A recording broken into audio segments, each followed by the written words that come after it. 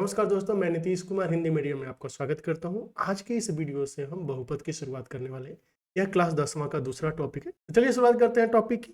बहुपद में जाने से पहले पहले आपको जानना पड़ेगा कि पद किसे कहते हैं। अब देखिए, पद बोलेंगे किसको? चर और अचर के गुणनफल को। पहला सवाल, चर अचर क्या होता है? तो जैसे ही हमने 2x लिखा, तो इसमें जो 2 है ना, 2 का मान कभी बदलेगा क्या? नहीं। तो 2 का मान नहीं बदलेगा, तो इसको हम बोलेंगे अचर। x क्या है? x का मान बदलेगा बदलेगा, तो इसको हम बोलते हैं चर।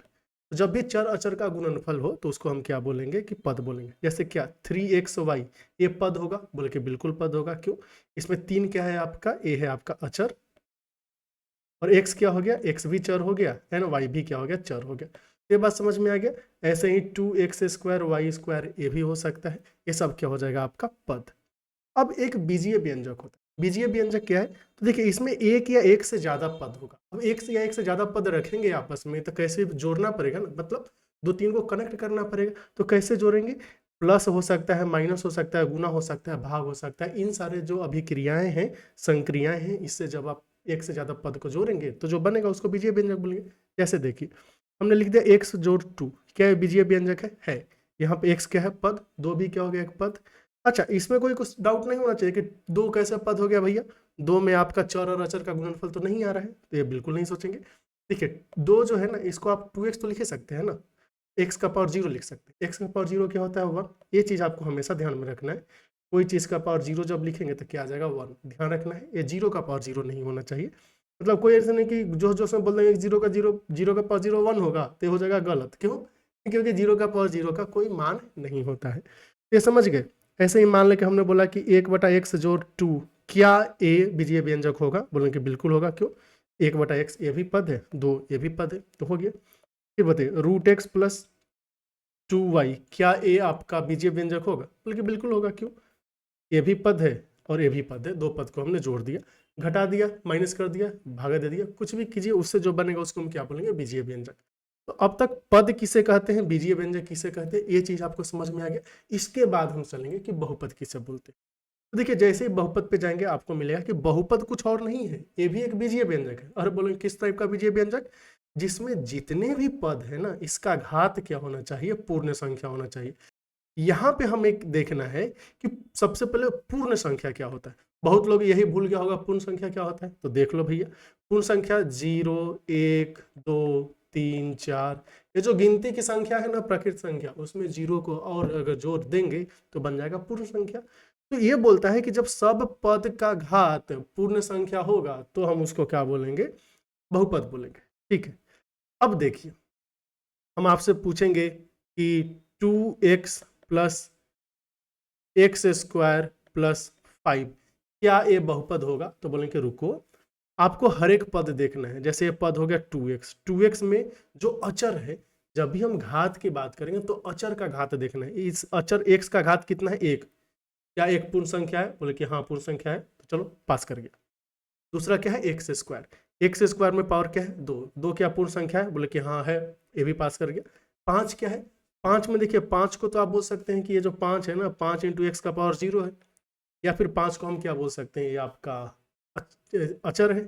ठीक है। और हम देखते हैं चर का पावर देखना होता है, तो x का पावर 0 भी लिख सकते हैं, डायरेक्टली ऐसे भी छोड़ सकते हैं, कोई दिक्कत नहीं है। अब बताइए, जितना भी जो पद था, सब पद का पावर क्या हो गया? पूर्ण संख्या। तो इसको हम बोल देंगे कि बहुपद है, तो बहुपद में पास कर गया। एक और बात, अगर हम ये बोलते हैं कि x का पावर 3 जोड़ √2, और एक और बोलेंगे कि √x जोड़ 2, एक बताइए इसमें कौन बहुपद है कौन नहीं है? पहला बहुपद है कि नहीं? तो बोलेंगे अरे रुको, x³ x का पावर कितना है? 3। 3 क्या पूर्ण संख्या है तो, और √2 को टेंशन ही नहीं लेना है। क्यों? क्योंकि यहाँ पे आपका तो x y z ये सब वाला चीज नहीं है ना, जिसको आप बोलते हैं चर। चर नहीं है। अच्छा, चर को अंग्रेजी में वेरिएबल ही बोलेंगे, ये ध्यान में रखना है। तो ये हो गया आपका बहुपद। लेकिन जैसे ही आप यहाँ पे आएंगे, अब आपको देखना है ये बहुपद नहीं होगा। काहे नहीं होगा भैया? √x, ये जो √x है ना, √x को हम लिखते हैं x का पावर 1/2। अब बताओ, पावर 1/2 है, क्या 1/2 पूर्ण संख्या के अंदर आता है? बल्कि नहीं आता है। तो जब पूर्ण संख्या के अंदर नहीं आया तो बहुपद नहीं होगा। अब बताइए, 1/x जोड़ अगर हमने लिखा 3, क्या बहुपद होगा? बोले कि ये भी नहीं होगा। कैसे नहीं होगा? ये जो 1/x है ना, इसको हम x का पावर -1 जोड़ 3 लिख सकते हैं। अब बताइए, पावर जो -1 है, क्या -1 पूर्ण संख्या में आता है? नहीं आता है, नहीं आता है तो बहुपद नहीं होगा। समझ गए ना? अब यहाँ पे जो चीज समझना है कि अगर मान लीजिए x का पावर आपने -m लिखा है, इसको आप 1/x का पावर m भी लिख सकते हैं। देखिए साथ साथ में ये सारी चीजें भी हम बताते चल रहे हैं ताकि आपको कोई समस्या नहीं है। तो उम्मीद करते हैं इसमें किसी को कोई दिक्कत नहीं आ रहा होगा कि कौन बहुपद है कौन बहुपद नहीं है। चलिए एक चीज हम आपसे पूछ लेते हैं, अगर हम आपको बोलते x² plus 2x plus 1/x plus 5, क्या ये बहुपद होगा कि नहीं होगा? जल्दी सोचो। नहीं होगा। क्यों? अरे x² का पावर भले ही 2 है, 2 पूर्ण संख्या है, 2x में x का पावर 1 है, ये भी पूर्ण संख्या, लेकिन ये 1/x ये बीच में निकल गया, 1/x का मतलब हो गया x का पावर -1, अब इसके कारण बहुपद नहीं होगा। बात समझ गए? बहुपद का मीनिंग समझ गया, बहुपद कैसे चुनना है। अब देखिए अगर मान लीजिए कोई आपसे पूछे कि अच्छा एक बात बताओ 2 क्या है बहुपद है? बोले कि बिल्कुल बहुपद है। कैसे? ये जो 2 है ना, 2 को 2 × x का पावर 0 तो लिख ही सकते, तो ये है बहुपद है, कोई दिक्कत नहीं। x का पावर जो होना चाहिए था वो क्या होना चाहिए? पूर्ण संख्या होना चाहिए था, 0 तो पूर्ण संख्या के अंदर आता है। तो उम्मीद करते हैं ये सारी चीजें आप समझ पा रहे होंगे कि कौन बहुपद होगा कौन बहुपद नहीं होगा। अब ध्यान दो, ऐसा ऐसा क्वेश्चन आता है आपसे पूछ देगा क्या ये बहुपद है कि नहीं है बताओ, तो वहां पे गड़बड़ नहीं करना। ठीक है, अब देखिए अगला क्या है, इधर हम आगे चलेंगे तो आपको देखना है कि बहुपद का घात। अब यहाँ पे ध्यान देना है, देखो जो बहुपद का घात हुआ ना, उससे पहले पद का घात देखते हैं। जैसे हमने मान लो लिख लिया 2x², फिर हमने लिखा 2x का पावर 4, फिर हमने एक लिख लिया x² y²। अब ये जो पद है इसका घात बताना है। घात के लिए क्या करना होता है, जो भी आपका चर है मतलब xyz वेरिएबल है, इसका पावर देखेंगे। यहाँ पे x का पावर कितना है? 2, ये जो पद है इसका घात कितना हो जाएगा? 2। यहाँ पे x का पावर कितना है? 4, तो ये पद का घात कितना हो जाएगा? 4। अब यहाँ पे बोलोगे कि अरे भैया x भी आ गया y भी आ गया, तब क्या करना है, जो दोनों का पावर है उसको जोड़ दो। x का पावर कितना है? 2, y का पावर कितना है? 2, ये कितना हो गया? घात 4। अब इसी बात पे बताओ x y z का पावर 3, इसका घात निकाल सकते हैं? नहीं निकाल सकते। जितना भी चर है सबका पावर को जोड़ देना है, x का पावर 1, y का पावर 1 और z का पावर 3, तो 3 और 2 कितना हो गया? 5। तो उम्मीद करते हैं आप चर का घात निकाल सकते हो, इसमें कोई दिक्कत नहीं है, या फिर पद का घात आराम से निकाल सकते। ठीक है, तो जब बहुपद का हम घात निकालने जाएंगे ना, तो बहुपद के घात का मतलब होता है कि बहुपद में जितने भी पद है ना, उसका अधिकतम घात जो होगा वही होगा बहुपद का घात। या फिर ये बोलिए बहुपद में चर के अधिकतम घात को हम बोलेंगे बहुपद का घात। ठीक है, चर के घात को ही देखते हैं, जैसे x y z को ही देखेंगे। अब जैसे हमने देख लिया कि 2x का power 4 plus x³ plus 2x plus 5। अब बताओ, सबसे पहले तो बहुपद है कि नहीं है ये देखना पड़ेगा, तो है। जितना भी x का पावर है सब क्या है? आपका पूर्ण संख्या है। अब देखना है कि जो सबसे ज्यादा पावर है चर का सबसे ज्यादा पावर क्या है? यहाँ पे 4 है, तो इस बहुपद का जो घात होगा वो कितना हो जाएगा? 4। बात समझ में आया? ठीक। अब जैसे अगर हमने बोल दिया कि x³ प्लस 5x प्लस 8, इसका घात कितना होगा बताओ? तो देखो जितना भी, सबसे पहले बहुपद है कि नहीं? बहुपद है, क्योंकि जितना भी आपका चर है सबका पावर क्या है? पूर्ण संख्या है। अभी सबसे ज्यादा पावर कितना दिख रहा है? 3, तो घात कितना हो जाएगा? 3। ठीक है, चलो इसी बात पे बता दो, x का पावर यहाँ पे हमने 5/2 लिखा और प्लस लिख दिया 2x प्लस 3। यहाँ पे घात कितना होगा? जल्दी से बताओ, है ना? तो घात कितना आएगा? 5/2, है ना? गलत। कैसे? कहे कि अरे ये बहुपद तो है ही नहीं। बहुपद होने के लिए जो भी आपका चर है इसका पावर क्या होना चाहिए था? इसका घात क्या होना चाहिए? पूर्ण संख्या। 5/2 क्या पूर्ण संख्या है? बोले कि नहीं है भैया। जब पूर्ण संख्या है ही नहीं तो ये बहुपद होगा नहीं, बहुपद होगा नहीं तो फिर बहुपद का घात हम कैसे निकालेंगे? समझ में आ रही है बात ना? तो ऐसा छोटा छोटा चीज दे के आपको कंफ्यूज करने का कोशिश करेगा, लेकिन कंफ्यूज नहीं होना है। इसी बात पे बताओ, 2 इसका घात कितना होगा? हमने बोला x प्लस 5, इसका घात कितना होगा? बताओ बताओ जल्दी बताओ। देखिए ये जो 2 है ना, 2 क्या है? कांस्टेंट है, इसको हम बोलते हैं चर। चर नहीं अचर बोलते हैं। तो अचर का घात हमेशा क्या होगा? 0। क्यों? क्योंकि जो 2 है इसको 2 × x का पावर 0 लिख ही सकते हैं, तो आ गया। ऐसे ही x प्लस 5 में x का सबसे ज्यादा पावर कितना है? 1, तो इसका घात क्या हो गया? 1। तब हम समझ गए हैं कि आप जो बहुपद का घात भी बता सकते हो, इसमें भी कोई दिक्कत आपको नहीं आएगी। तो अब तक हमने क्या देख लिया? चलो चलो शुरू से देख लेते हैं। एक देख लिया पद किसे बोलते हैं। पद का मतलब क्या होगा कि चर और अचर का जो गुणनफल होगा उसको पद बोलेंगे। बीजीय व्यंजक क्या होगा? इसमें जो पद होगा उसमें एक से ज्यादा पद ले सकते हैं, उसको हम जोड़ घटाव गुना भाग से हम क्या करेंगे? कंबाइन कर देंगे, तो बन जाएगा आपका बीजीय व्यंजक।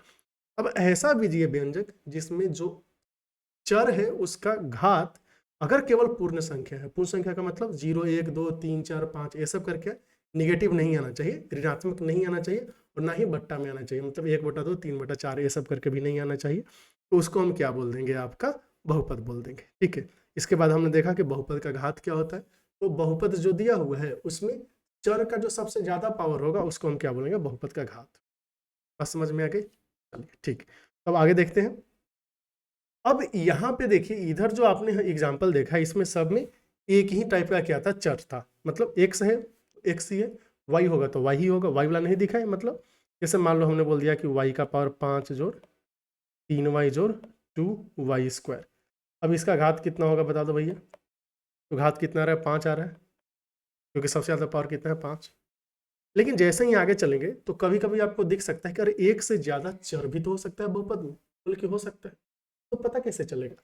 जो एक चर वाले बहुपद हुए ना, इसको हम बोलते हैं, जैसे नाम रखेंगे, जैसे आपका नाम मोहन सोहन हो सकता है, इसको लेके अरे देखो तू पी हो, क्योंकि तुम में एक ही बहुपद है, बहुपद नहीं एक ही चर है, चर का नाम एक्स है तो हम पी एक्स बोल दिए।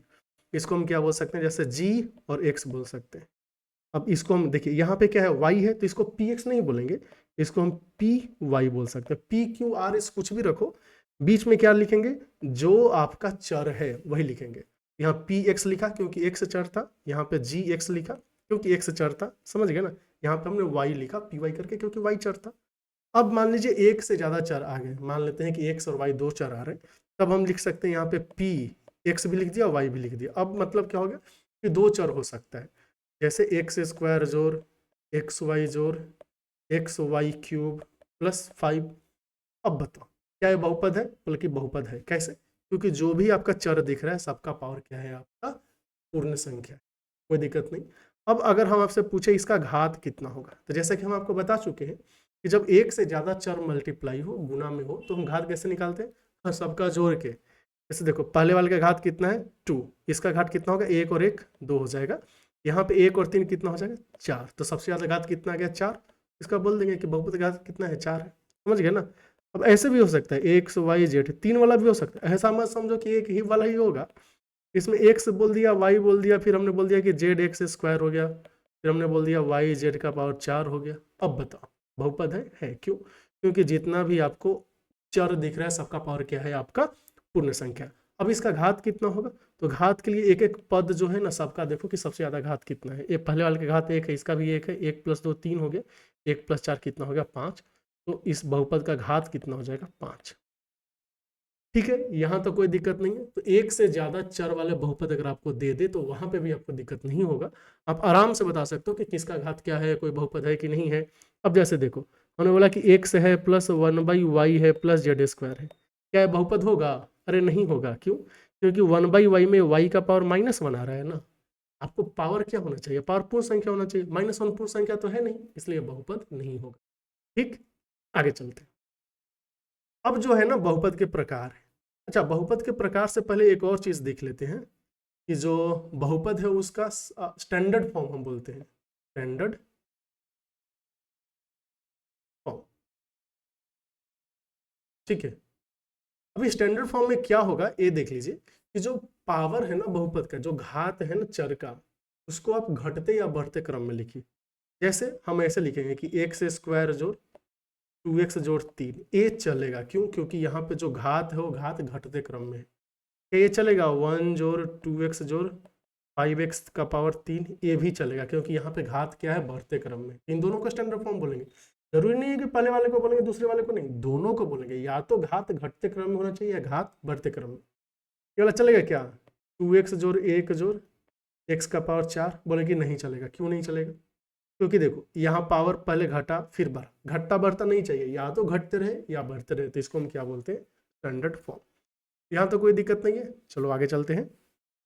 इधर आके देखेंगे आप कि बहुपद के प्रकार जानना है। अब बांटने से पहले जानना पड़ेगा ना कि कौन आधार पे बांट रहे हैं। जैसे मान लो आलू है, तो आलू को बोला ए उजर का आलू हो गया, ए लाल का आलू हो गया, तो देखो ये कलर के आधार पे बांट दी।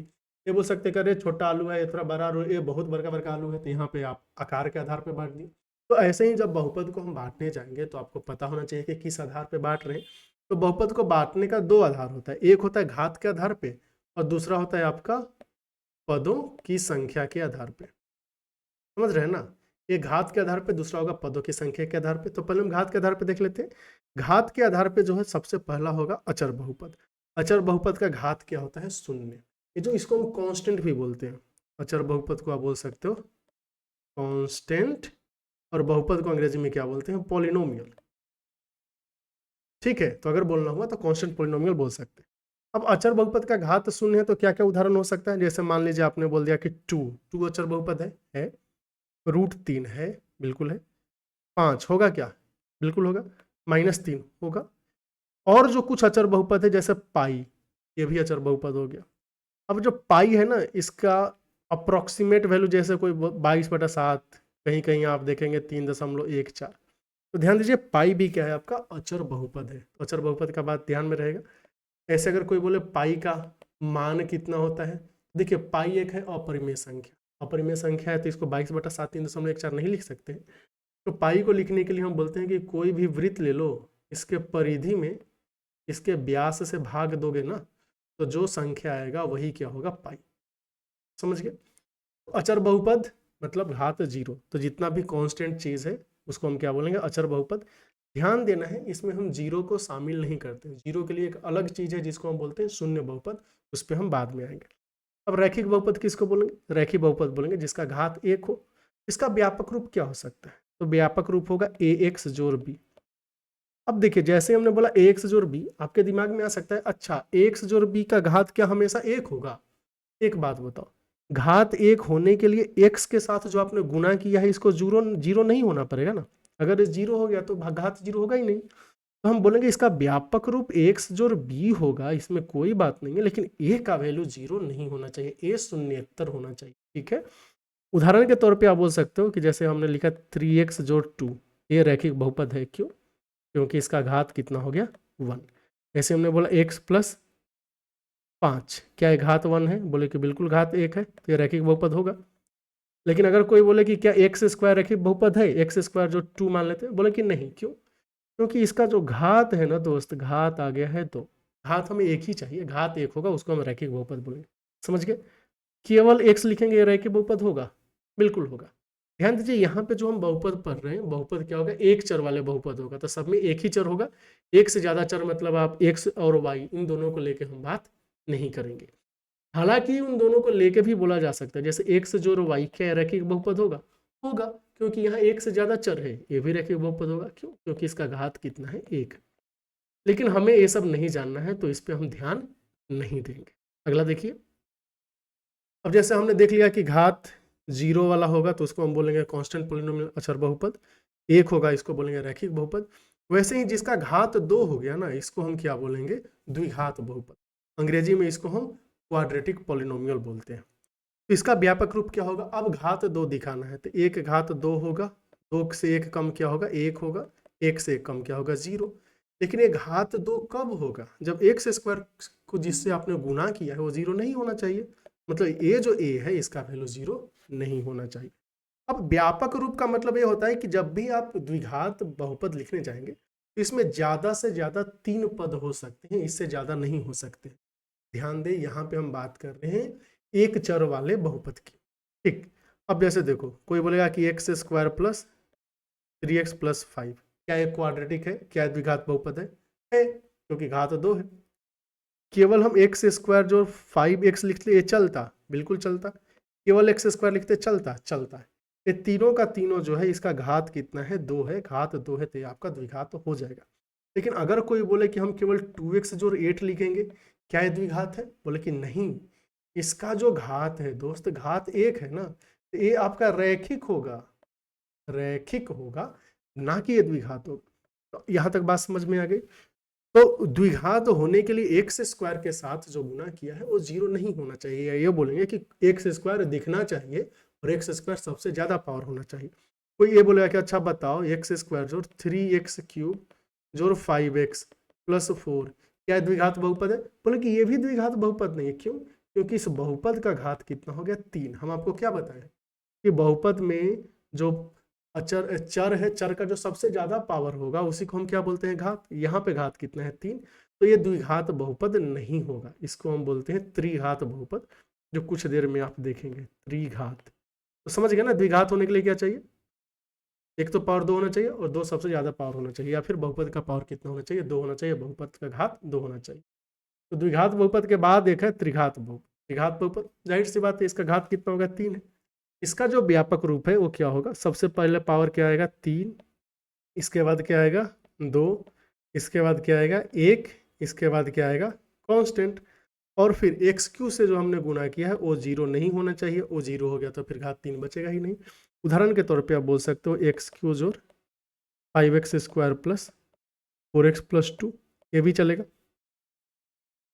क्या कांस्टेंट नहीं रहेगा तो चलेगा, बिल्कुल चलेगा। जैसे हमने लिख दिया 2x cube plus 7x square plus 5x, ये भी चलेगा। क्या x वाला टर्म भी नहीं रहेगा तो चलेगा, क्यों नहीं चलेगा। अच्छा 2x क्यूब है, यहाँ 2x का पर हमने x लिख दिया, यहाँ पे 3 लिखना है आपको।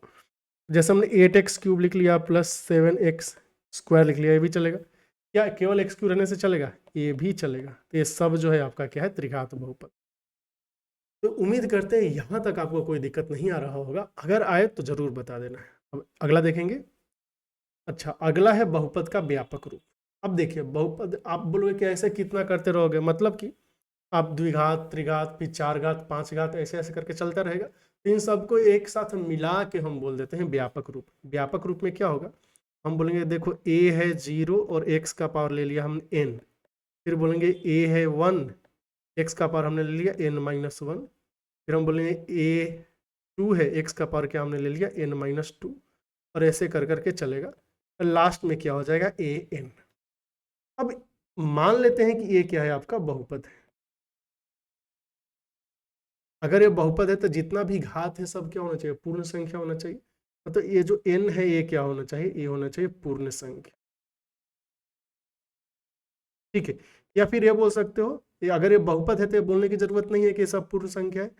तो जितना भी पद है सबका घात क्या है, ये पूर्ण संख्या है। अगर ये बहुपद हुआ इसको हम बोलेंगे बहुपद का व्यापक रूप है। अब व्यापक रूप से फायदा क्या हुआ कि एक ही चीज लिख के आप काम चला सकते हो। अब इसका घात कितना है हम आपसे पूछेंगे। अच्छा पहले इसका नाम लिख लेते हैं ना, तो px नाम हो गया, ठीक है। इसका घात कितना है, तो आप बोलोगे कि घात n होगा, लेकिन नहीं, n होने के लिए x का पावर n से जिसको हमने गुना किया है वो 0 नहीं होना चाहिए। तो अगर a 0 का वैल्यू 0 नहीं हुआ तब हम बोलेंगे कि ये जो घात है ये क्या है, इस बहुपद का n है, ठीक है। ये बोल सकते हैं कि px है एक बहुपद है जिसका घात n हो गया। अब n का अलग अलग वैल्यू लिख के आपको क्या मिल जाएगा, अलग अलग बहुपद मिल जाएगा। जैसे अगर मान लो n का वैल्यू आपने 3 रखा, तो n का वैल्यू 3 रखने से क्या आएगा, px बोलेंगे कि a0 x का पावर 3 है, फिर a1 x का पावर 2 हो जाएगा, फिर a2 x हो जाएगा, फिर a3 हो जाएगा। हो गया आपका त्रिघात बहुपद। बात समझ रहे हैं ना, त्रिघात बहुपद। उम्मीद करते हैं यहाँ तक आपको कोई दिक्कत नहीं आई होगी, बहुपद का व्यापक रूप समझ गए। अब यहाँ पे जो हमने पावर लिखा है, पावर को घटते हुए क्रम में लिखा है। हम आपको बता चुके हैं कि जो स्टैंडर्ड फॉर्म होता है बहुपद का, उसमें घात को या तो आप बढ़ते हुए क्रम में लिख सकते हो या घटते हुए क्रम में। यहाँ पे हमने लिख लिया घटते हुए क्रम में, ठीक है। चलो, जब हम बहुपद बता रहे थे आपको, बहुपद का प्रकार घात के आधार पे, तो हमने शुरू किया था क्या, कि जब घात शून्य हो तो उसको हम बोलते हैं अचर बहुपद। यहाँ पे हम आपको बताए थे कि जो आप उदाहरण ले रहे हो, उदाहरण में 0 को नहीं लेना है। क्यों नहीं लेना है, अब इसका आंसर आ गया, क्योंकि 0 के लिए एक अलग बहुपद डिजाइन कर दिया है, इसको हम बोलते हैं शून्य बहुपद। शून्य बहुपद किसे बोलेंगे, 0 को शून्य बहुपद बोलेंगे। इसका सिर्फ एक ही एग्जाम्पल है। अब आप बोलेंगे कि इसका घात कितना होगा, तो घात होगा अपरिभाषित। अपरिभाषित, समझ गए। इसको आप अंग्रेजी में अनडिफाइंड भी बोल सकते हो। आप बोलोगे ऐसा क्यों, तो देखो है आपके पास 0, आप ये तो नहीं बोल सकते कि 0x स्क्वायर प्लस 0x का पावर 1 प्लस 0। हम बोलेंगे कि ये आपका हो गया शून्य बहुपद। लेकिन घात लिखने के लिए, किसी भी पद का घात लिखने के लिए जरूरी है कि जो अचर है इसके साथ जो आपने गुना किया है, वो गुना किया वो 0 नहीं होना चाहिए। अब 0x स्क्वायर, मतलब यहाँ पे आप 0 जोड़ 0 जोड़ 0 ही लिख रहे हो ना, इसके साथ x का कोई भी पावर पुट करो, क्या ही फर्क पड़ता है, उसका कोई मीनिंग नहीं रहा ना। इसलिए हम बोलते हैं कि शून्य बहुपद का जो घात है वो क्या होता है, अनडिफाइंड।